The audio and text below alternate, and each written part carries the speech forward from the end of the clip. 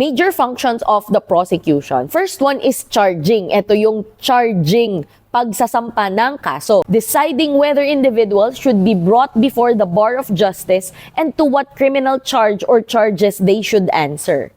The most important area of involvement for the prosecutor is in the charging stage. Kasi ito yung isa sa mga essence ng pagiging prosecutor. Ito nga yung trabaho niyang magsampa ng kaso to decide whether or not a certain circumstance warrants the filing of a case. This begins with the initial intake of a case and concludes with the bringing of formal charges against a defendant. So the charging stage starts with the initial intake of the case, pagtanggap sa kaso, and natatapos ang charging stage kapag nakapag-file na ng information doon sa korte laban doon sa defendant. There are two phases in charging. Ito na nga sinabi natin. Case intake, pagkuha sa kaso, and case screening. So case intake, this activity centers around the evaluation of case materials in order to understand the exact nature of the case and determine whether charges should be filed. Ito na ngang titignan mo lahat ng mga ebidensyang ipinipresenta sa'yo para ma-determine mo kung sapat na ba itong mga to para makapagsampa ka ng kaso or kung hindi pa. Case screening naman, this phase concentrates more on what charges to file and filing alternatives. Ito naman, screen mo kung ano ba yung tamang kasong isasampa. Ano yung tamang kasong ilalagay sa information. So basically, case intake, tinitignan mo lang yung ebidensya pero wala ka pang desisyon kung magsasampa ka ng kaso or hindi. Case screening, nakapag-decide ka na, magpa-file ka ng information.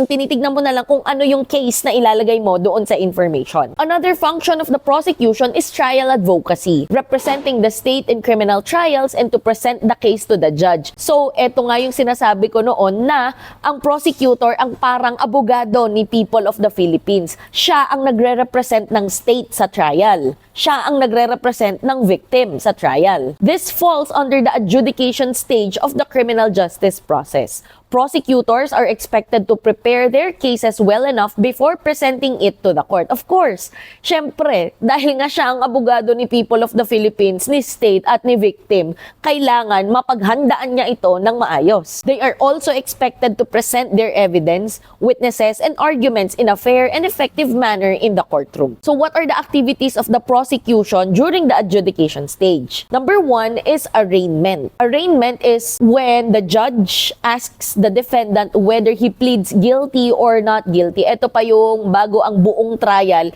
ito yung unang mangyayari, arraignment. If the defendant pled guilty, sentencing is normally set for a later date and the prosecutor's role shifts to the provision of sentencing information and recommendation to the court. Kasi nga, 'di ba? Kapag arraignment, tatanungin ka kung guilty or not guilty ka. Kapag sinabi mong not guilty, parang ang dating tinatanggi mo lahat ng akusasyon laban sa'yo. Therefore, magkakondak ng trial. Susubukin natin, totoo ba na hindi ikaw ang gumawa ng krimen? Or kung totoo bang mali yung akusasyon laban sa'yo? Pero kapag nag-plead guilty ka, then ang dating nun, inaamin mo na, opo judge, ako nga po ang gumawa ng krimen.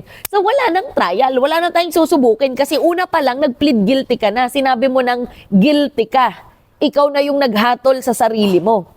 So, anong mangyayari? Magkakandak na ng sentencing hearing. Magpapalit ngayon ang role ng prosecutor. Hindi na to prosecute kasi nga nag-plead guilty ka na. Ang gagawin niya na nun ay magre-recommend siya kung ano yung sentence na dapat ibigay sa iyo. Magbibigay siya ng recommendation sa court. Second activity of the prosecution is trial preparation. Preparation for trial is often a continuation of work done in the initial investigation and charging of the case. Katuloy lang daw ito. It involves follow-up investigations to tie up loose ends and to make sure the case is as solved as possible. Just making sure na talagang mapatutunayan niya sa korte na guilty ka nga. During this phase, interviews may be conducted with witnesses, depositions taken, ito yung sworn statements from victims, witnesses, and perhaps defendants. Physical evidence ordered and evaluated and tab kept on witnesses who might disappear or change their minds prior to trial. So basically, nagko-collect ng evidence etong prosecutor, iba't ibang uri ng evidence. Kaya nga, trial preparation. Hinahanda niya na lahat.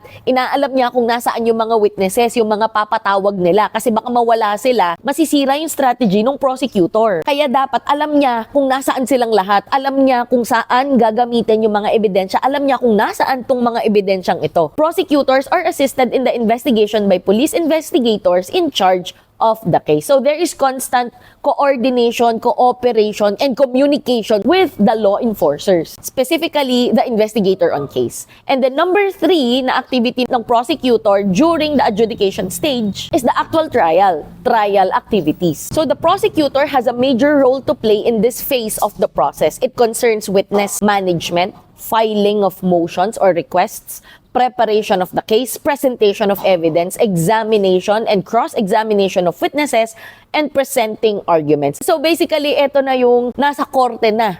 Ongoing na ang trial. Lahat ng nangyayari doon, pagre-represent sa state, pag-aabogado doon sa people of the Philippines, doon sa victim, then that's part of trial activities. Of course, trabaho yan ni prosecutor. And there are also other functions of the prosecution. Number 1, providing training for police in criminal law and processes. Number 2, preparing drafts of search warrants and wiretapping applications. Kasi there might be a need for them to use these evidence. Kasi there might be a need for them to use it. And then participating in decisions regarding court administration. And number 4, engaging in public information and community service programs.